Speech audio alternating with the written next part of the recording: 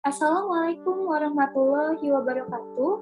Yang terhormat, dosen pengampu mata kuliah Komunikasi Publik, Ibu Rizky Firdausi Rachmadania, SE MSM. Perkenalkan, nama saya Putri Sekar Arun Ciptorini dari D3 Administrasi Perkantoran, kelas A Angkatan 2020. Pada kesempatan kali ini, saya akan mempersembahkan pidato mengenai pentingnya pengesahan Undang-Undang Anti Kekerasan Seksual. Baik, selanjutnya ada pengertian kekerasan seksual. Menurut Peraturan Menteri Pendidikan, Kebudayaan, Riset, dan Teknologi Republik Indonesia Nomor 30 Tahun 2021 tentang pencegahan dan penanganan kekerasan seksual di lingkungan perguruan tinggi, yaitu pasal 1 ayat 1 menjelaskan kekerasan seksual adalah setiap perbuatan merendahkan, menghina, melecehkan, dan atau menyerang tubuh dan atau fungsi reproduksi seseorang karena adanya ketimpangan relasi kuasa dan atau gender yang berakibat atau dapat berakibat penderitaan secara psikis dan atau fisik yang termasuk mengganggu kesehatan reproduksi seseorang dan kehilangan kesempatan untuk melaksanakan pendidikan tinggi secara aman dan optimal. Isu kekerasan seksual saat ini tengah banyak diberitakan di media digital ataupun di televisi. Dari banyaknya berita yang muncul, sudah jelas bahwa saat ini Indonesia tengah dalam krisis kekerasan seksual yang parah. Kekerasan seksual dan pelecehan dapat terjadi di mana-mana, yaitu di rumah, di sekolah, di kampus, di kantor, di mall, jalan umum, dan bahkan rumah, sekolah, kampus, dan kantor yang harusnya adalah tempat yang aman bagi perempuan tidak juga menjamin keselamatan bagi perempuan. Sayangnya, kebanyakan korban selalu mendapatkan pandangan negatif dari masyarakat. Sedangkan pelaku yang sudah jelas telah salah, banyak yang membelanya. Korban yang kebanyakan adalah perempuan, tetapi tidak jarang juga adalah laki yang ikut menjadi korban pelecehan dan kekerasan seksual. Korban perempuan selalu dikaitkan mengenai permasalahan pakaiannya. Banyak yang memandang bahwa korban menggunakan pakaian yang mengundang atau menggoda laki-laki sehingga laki-laki tersebut melakukan hal demikian. Tetapi banyak kasus di luar sana yang korban telah menggunakan pakaian yang tertutup dari atas hingga ke bawah, yaitu menggunakan kerudung dan juga cadar dan hanya memperlihatkan bagian mata saja.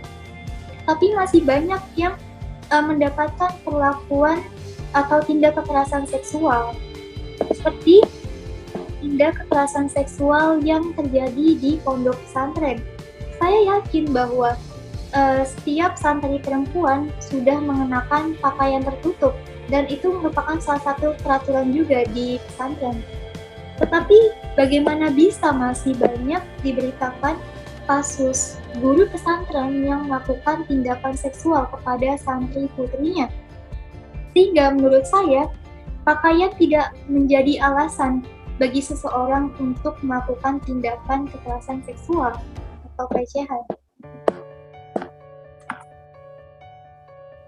Selanjutnya itu adalah alasan pentingnya Undang-Undang Anti Kekerasan Seksual itu disahkan. Dengan banyaknya kasus yang muncul saat ini, RUU Permendikbud tentang kekerasan seksual sudah harus disahkan. Mengapa hal ini penting? Yang pertama itu untuk mencegah atau mengurangi kekerasan seksual, karena sudah ada aspek pidana di dalamnya, sehingga bagi pelaku yang melanggar sudah tentu dapat hukuman yang sepantasnya dan seberatnya. Selain itu juga ada aspek pemulihan bagi korban dan adanya upaya dari pemerintah untuk melakukan penghapusan tindakan kekerasan seksual, terutama yang berada di lingkungan kampus. Yang kedua itu, korban mendapatkan perlindungan hukum. Selama ini, kasus kekerasan yang melibatkan kejahatan seksual, penanganannya selalu berputar-putar hingga kedua belah pihak dari keluarga terutama menyelesaikannya secara kekeluargaan yang jelas sekali tidak menyelesaikan permasalahan tersebut. Dan malah yang terburuk, keluarga malah mendukung adanya pernikahan antara pelaku dan si korban yang malah akan memperburuk kondisi mental si korban. Yang ketiga itu adanya kejelasan hukum.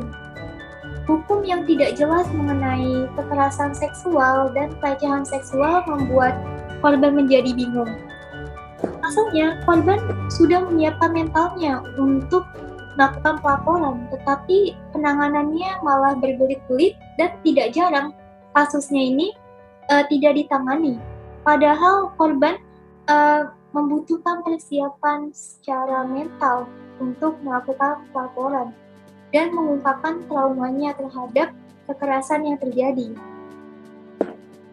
Yang keempat itu menjamin keselamatan mental korban. Tidak jarang korban kekerasan mendapatkan tekanan dan ancaman dari pelaku. Jika korban melaporkan pelaku ke pihak yang berwajib, contohnya seperti kasus pelecehan oleh dosen UNJ yang melakukan pelecehan seksual secara verbal melalui chat, SMS, dan media lainnya. Saat ini, korban sudah banyak yang melapor, dan korban juga mendapatkan tekanan jika melaporkan pelaku dengan tidak meluluskan mahasiswi tersebut.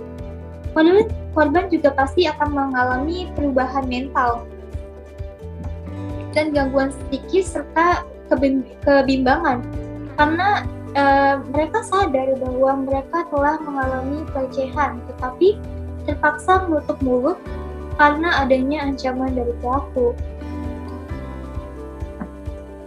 Kemudian itu ada fungsi pengesahan RUU Permendikbud. Fungsi pengesahan RUU Permendikbud yang pertama itu mencegah adanya tindakan kekerasan seksual. Dengan adanya tindakan pidana, segala bentuk tindakan kekerasan seksual diharapkan dapat dicegah dan tidak akan terjadi lagi dengan ancaman sanksi jika pelaku melanggar. Kedua itu menangani, melindungi, dan memulihkan korban. Dengan kepastian hukum dan semua hukum mengenai tindak kekerasan seksual, korban akan segera mendapatkan penanganan, pelindungan, dan pemulihan dari tindak kekerasan tersebut, sehingga trauma yang dialami korban setidaknya akan berkurang. Yang ketiga itu adanya hukuman yang pasti.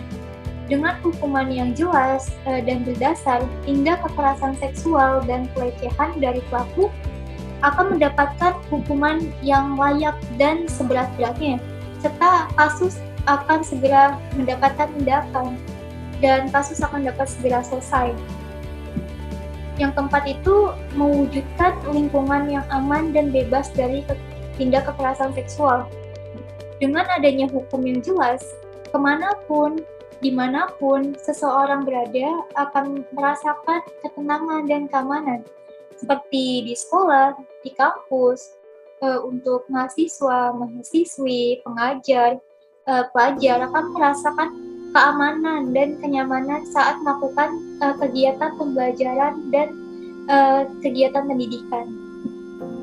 Oleh karena itu, pengesahan RUU Permendikbud harus segera dilakukan demi mewujudkan lingkungan sekolah dan kampus yang aman bagi pengajar, pelajar, mahasiswa, dan mahasiswi dalam menjalankan kegiatan pembelajaran dan pendidikan, serta pemenuhan hak untuk menempuh pendidikan, menjamin keamanan dan kesetaraan.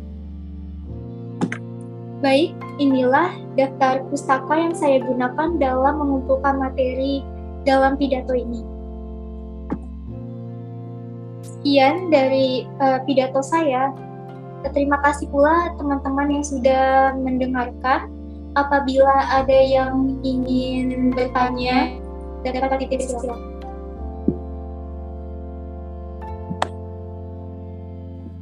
Baik, Luciana, dipersilakan. Saya ingin bertanya, bagaimana cara mengetahui secara pasti orang yang melaporkan tindak kekerasan seksual itu benar adanya? Jadi kan bisa aja ada orang yang cuman pura-pura gitu.